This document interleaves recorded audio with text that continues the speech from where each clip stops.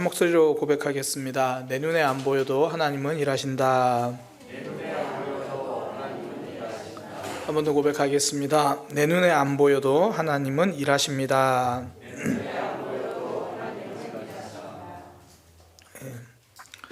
우리 하나님을 믿는다, 믿음, 이건요, 이 믿는다는 걸 다양하게 좀 표현할 수 있을 거라고 생각합니다. 가장 대표적인 게 하나님을 믿는다는 건 뭐예요? 하나님이 계신다는 것을 믿는다는 거예요. 이럴 수 있겠죠. 하나님을 계신다, 이걸 믿는 거죠. 또 하나님을 믿는다라는 건 뭘까요? 하나님 믿으십니까? 예, 저 하나님 믿습니다. 뭘 믿으시나요? 그러게요. 오늘 본문을 통해서 하나님을 믿는다는 거 이렇게 정의할 수 있습니다. 보이지 않는 하나님의 일하심을 믿는 거예요. 그러니까 지금 내 눈에는 보이지 않지만 하나님은 일하신다는 거예요. 그걸 믿는 거죠. 우리가 오늘 이렇게 나와서 기도하고 또 응답을 기다리는 이유가 여기에 있잖아요. 나는 기도했어요. 우리가 오늘 기도했어요. 그렇다고 막 기도하고 있는데 갑자기 하늘에 막 빛이 나고 그렇진 않잖아요. 내가 어떤 간절한 문제가 있어가지고 눈 감고 열심히 기도하고 예수님의 이름으로 기도드렸습니다. 아멘! 딱 이렇게 하니까 갑자기 내 모든 질병이 사라지고 예수님의 이름으로 기도합니다. 눈 딱 떴더니 필요했던 돈이 든 통장에 딱 떨어져 있고 이러지 않잖아요. 그럼 정말 좋겠네. 이렇게 순간 뭔가 달라지고 이러지 않죠. 물론 그럴 때 있습니다. 급하게 역사하실 때도 있지만 많은 경우에 그렇지 않을 때도 많죠. 그럼에도 불구하고 우리가 기도하는 이유는요, 지금 내 눈에는 안 보여도 하나님은 일하신다는 것을 우리가 믿기 때문이죠. 그 믿음입니다. 내 눈에 보이지 않아도 하나님은 일을 하신다. 오늘 본문에서 예수님을 찾아온 왕의 신하가 경험한 기적이 바로 그것입니다. 아들이 병에 걸려서 이제 죽게 된 왕의 신하라고 하는데요. 그가 이제 예수님이 예루살렘에 가셨다가 다시 갈릴리로 오셨다는 이야기를 들었어요. 그래서 예수님을 찾아가는 겁니다. 찾아가서 이제 예수님께 아들을 고쳐달라 그러죠. 그 방법밖에 없으니까. 성경에 보니까 거의 죽게 되었다고 말해요. 오늘 본문에 보면 아프다, 치료 이런 단어보다는 거의 죽음과 삶 이런 단어로 다 이야기를 해요. 그러니까 그만큼 가망이 없는 상황이다, 그런 뜻이죠. 오죽 답답하면 지금 예수님을 찾아왔겠는가, 이런 이야기입니다. 와서 이제 예수님에게 아들이 있는 가버나움으로 가자고 이야기를 하는 거죠. 예수님, 가버나움으로 내려가셔서 제 아들을 치료해 주세요. 그 말씀을 듣고 예수님이 바삐 가시는 게 아니라 한마디 말씀을 하십니다. 내 아들이 살아있다. 그러니까 아들이 살게 될 거다, 그런 의미죠. 그 말을 들은 이제 아버지가 또 그 말씀을 믿고 집으로 가요. 가다가 자기 집에서 오는 종들을 만나요. 아버지 마음이 얼마나 불안했을까요? 종들이 집에서 아들을 돌보고 있어야 될 거라 생각하는데 와요. 얼마나 급한 소식이 올까? 혹여나 안 좋은 소식이면 어떨까? 그리고 딱 했는데 그 내용이 좋은 소식인 거죠. 아들이 살아났대요. 아들이 다 고쳐졌다는 이야기죠. 그래서 물어요. 언제부터 그러면 좋아졌느냐? 성경에 7시라 그러는데 오늘날로 말하면 오후 1시입니다. 오후 1시 그때부터입니다. 그때가 딱 예수님이 너희 아들이 살아날 거다 말씀하신 그때라는 거예요. 예수님이 말씀하신 그때 그 아버지의 눈에 보이는 기적은 아무것도 없었어요. 우리 아들 좀 고쳐주세요 라고 이야기했는데 그냥 가라, 살아날 거다. 그 말을 딱 듣는 순간 찬란한 빛이 쫙 나고 내 마음이 평안하고 확신이 있고 그러면 좋겠는데 그냥 살게 될 거라고 하니까 그건 믿고 가는데 어쩌면 우리 입장에서 보면요, 거절처럼 느껴지잖아요. 예수님 함께 갑시다 그러는데 안 가니까. 근데 말씀하신 그때 딱 살아난 거죠. 신하의 눈에는 안 보였습니다. 그러나 하나님은 일하고 계신 거죠. 하나님의 역사, 내 눈에는 안 보여도요, 하나님은 일하고 계십니다. 우리가 매월 이제 기도 제목 받잖아요. 또 매주 구역 모임에서 나누는 기도 제목을 받아요. 저도 이제 받아서 기도하면 그 주에 이루어지는 일도 있고요, 또 아닌 일들도 있습니다. 어떨 때는 저한테 이제 개인적으로 기도 제목을 말씀해 주시는 분들이 있어요. 그러니까 남들에게는 말하지 못하는 그런 간절한 기도 제목, 그런 기도 제목 받으면 이제 기도를 하죠. 특히 목사 입장에서 오늘 기도했는데 내일 응답되면 좋겠어요. 그런데 그렇게 되는 기도 응답되는 경우도 있지만 아닌 것도 있어요. 함께 오랫동안 같이 기도해야 되는 제목도 있거든요. 그런데 옆에서 그렇게 기도하다 보면 어느새 하나님이 그 삶 속에 일하시는 게 보여요. 그러니까 당장 기도할 때는 몰라요. 그런데 시간이 지나서 보니까 조금씩 응답하고 계시는 게 보이는 거예요. 그러니까 당장 내 눈에는 하나님의 침묵처럼 보입니다. 근데 다시 돌아보니까 하나님이 계속 일하고 계신 거예요. 그러니까 저는 어떨 때는 기도 응답이 꼭 식물을 키우는 것 같다 생각이 들어요. 이번 주 이걸 가져와서 그런 게 아니고 식물을 키우는 것 같다라는 생각이 좀 들어요. 이거 언제 크나 그러고 쳐다보면 안 커요. 그런데 어느 날 보면 쑥 자라 있어요. 꽃은 밤에도 자랍니다. 눈에 보이지 않아도 계속 자라고 있어요. 하나님의 일하심이 그렇습니다. 우리가 지금 기도하는데 하나님이 침묵하시는 것처럼 보이는데, 하나님 우리가 눈 감고 기도할 때도 일하시지만 우리가 눈 감고 자고 있을 때도 하나님은 일하십니다. 성경에서 참 극적인 변화의 삶을 경험한 사람 중에 한 명이 요셉이잖아요. 노예로 팔려갔다가 총리까지 됩니다. 그런데 요셉의 삶 냉정하게 보면요, 그의 삶을 냉정하게 보면 응답보다 거절이 더 많은 삶이에요. 우리가 요셉이 한번 되어보자고요. 아버지 심부름을 갔다가 형들에게 팔렸어요. 그러니까 이제 홍창호 장로님이 아버지 심부름을 갔는데 홍창일 목사님이 홍창호 장로님을 팔아버린 거예요. 이렇게 팔았어요. 근데 그 처음에 구덩이에 빠져 있잖아요. 그 구덩이에 얼마나 기도했을까요? 우리가 원하는 간증은 이거예요. 그 구덩이에서 열심히 기도했더니 하나님이 다른 사람의 손을 통해서 나를 건져주셨다. 그 구덩이가 저의 기도의 골방이었습니다. 이랬으면 좋겠는데 그 구덩이에서 아무리 기도해도 형들의 마음이 움직여지지 않아요. 상인에게 팔려서 애굽까지 가요. 애굽까지 가는 동안 그가 하나님을 알았다면 얼마나 기도했을까요? 아마 그 상인들에 팔려서 가는 동안 지나가는 다른 상인들, 지나가는 다른 사람 만날 때마다 그런 생각 들었을 거예요. 하나님이 이렇게 응답하시나? 저 사람들이 나의 이 억울한 모습을 보고 나를 다시 사다가 우리 아버지한테 다시 이렇게 나를 데려다가 아버지한테 몸값을 받든지 어떻게 나를 풀어주겠지. 하나님 이렇게 일하시려나? 그냥 지나가는 사람들 볼 때마다 그런 생각했을 거예요. 근데 다 거절이에요. 그렇게 보디발 장군 집에 갔어요. 해방되기를 기도했겠죠. 근데 거절입니다. 심지어 누명 쓰고 감옥에 갔을 때도 마찬가지예요. 성경에 보니까 요셉이 진짜 나가고 싶었던 것 같아요. 자기가 꿈을 풀어준 다른 사람에게 부탁을 합니다. 나 정말 억울하게 왔거든요. 정말 나의 억울함을 기억하고 나 좀 여기서 나갈 수 있게 해주세요.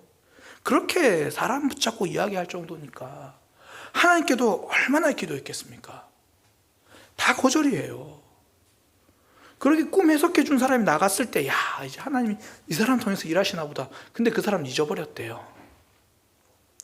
요셉의 삶, 총리가 되기 전까지는요, 통째로 거절이 이어진 삶입니다. 그런데 성경은 그 삶을 하나님과 동행이다 이렇게 말해요. 극적인 변화는 하나도 없습니다. 그러나 하나님은 한 번도 요셉을 놓지 않으셨습니다. 눈에 띄는 기적은 없어요. 그러나 하나님도 손 놓으신 적은 없습니다. 그래서 그 요셉을 보고 하나님이 동행하신다, 하나님이 함께 하신다 이야기를 하는 거죠. 지금 우리 삶도 답답한 문제가 있습니다. 미래를 생각하면 답답하고, 직장을 생각하면 깝깝하고, 가족들과의 관계도 그렇고, 다른 인간관계도 그렇고, 정말 딱 눈에 띄게 하나님이 역사해 주시면 좋겠는데 그런 응답은 없는 것 같아요. 그러니까 내 눈에는 침묵의 시간 같죠. 그런데 돌아보니까 그때 하나님이 나를 지키고 계셨던 거죠. 그때 하나님이 나를 붙들고 계셨습니다. 근데 목사님, 문제는 지금 안 보인다는 거죠. 지금 안 보이니까 내가 지금 잘하고 있는 건지, 이거 이대로 있어야 하는 건지 그걸 모르겠다는 거죠. 그러니까 보이지 않는 하나님의 일하심을 믿는다, 이건 알겠는데 그럼 지금 나는 뭘 믿어야 되고 뭘 하고 있어야 되나?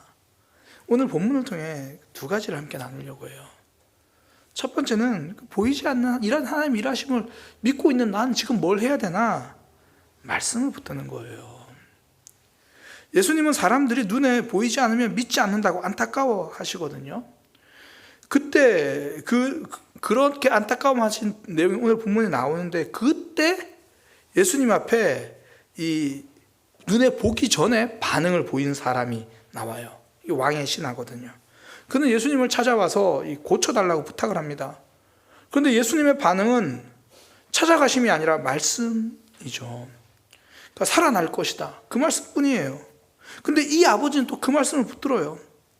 그렇게 말씀 붙들고 갔는데 돌아가는 길에 말씀대로 이루어진 치유의 기적을 경험하는 거죠.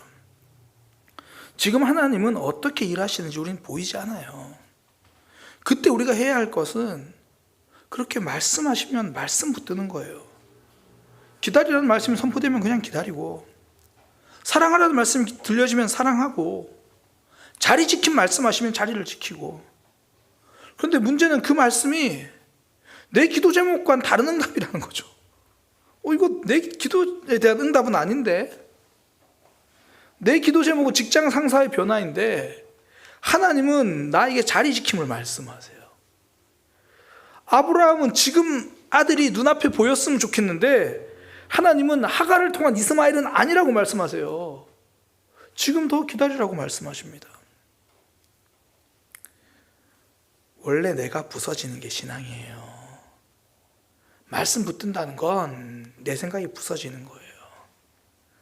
왕의 신하가 예수님에게 처음 부탁한 건 47절에 보면 내려오셔서 내 아들을 고쳐주소서. 제 아들이 가버나움에 있는데 예수님이 거기까지 가시는 게 아버지의 생각이에요.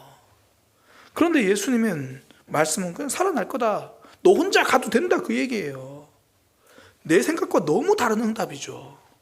내 기대가 무너지는 말씀이에요. 꼭 거절 같잖아요.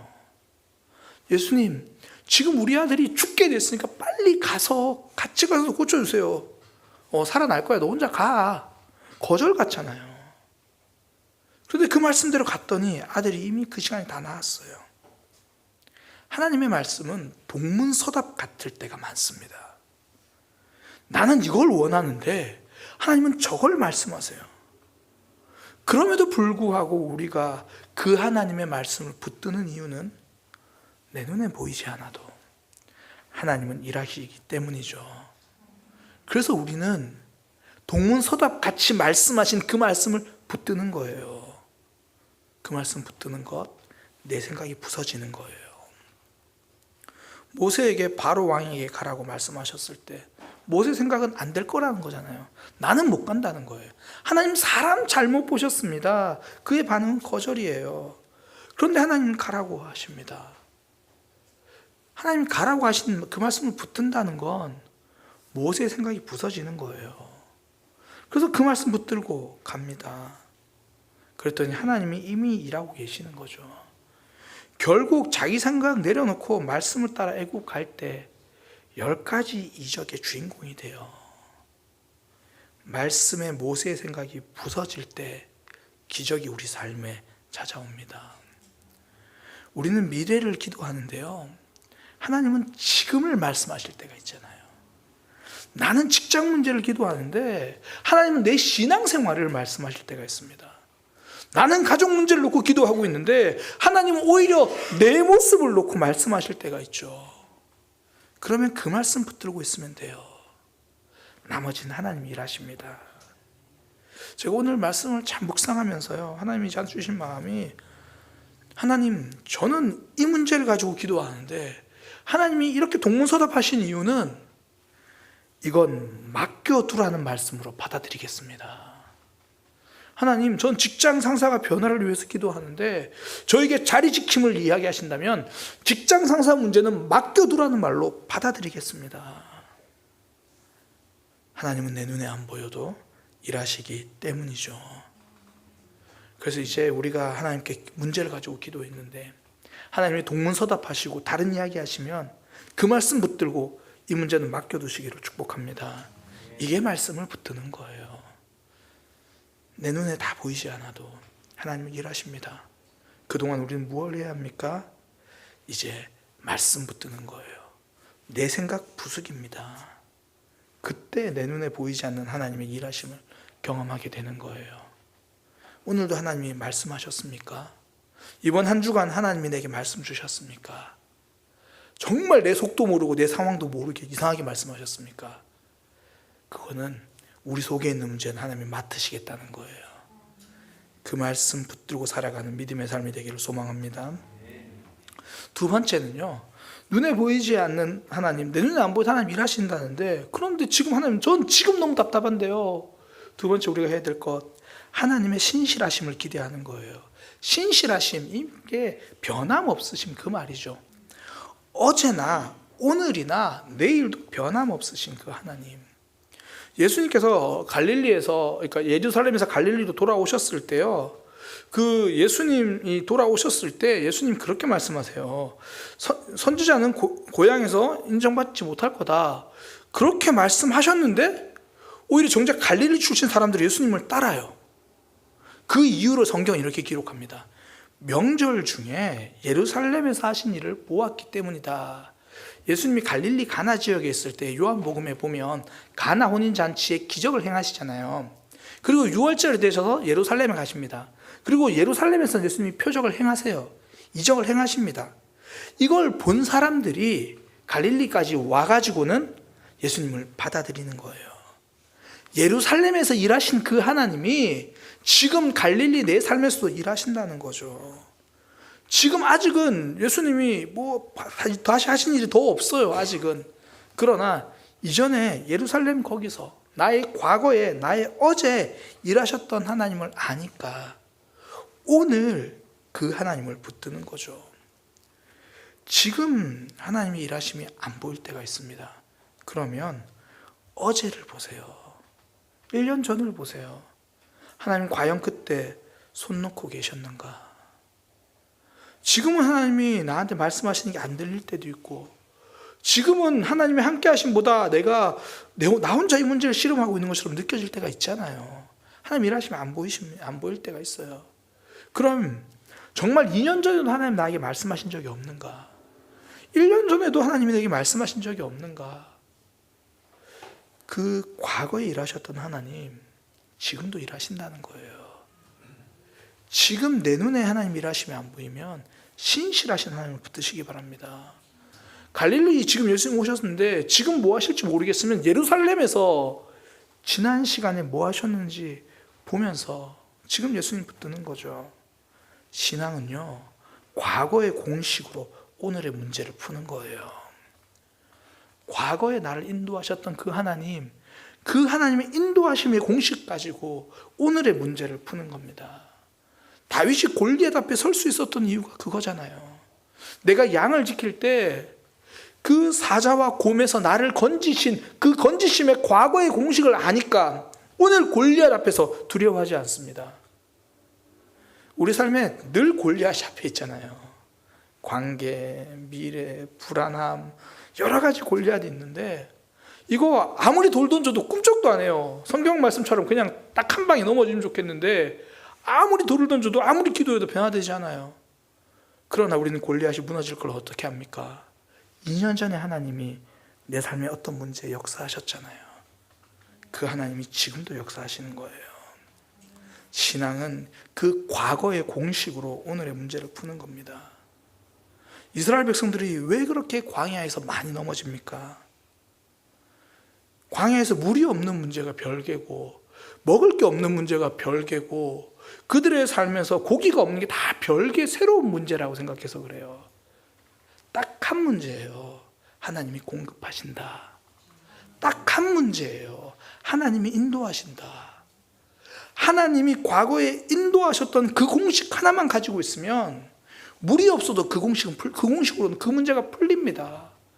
하나님이 우리를 인도하신다. 이 공식 하나만 있으면 먹을 게 없어도 그 문제는 풀립니다.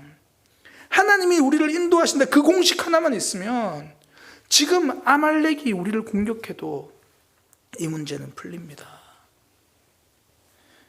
우리에게 찾아온 문제가 새로운 문제가 아니라는 거예요. 신실하게 일하신 하나님이 지금도 일하십니다.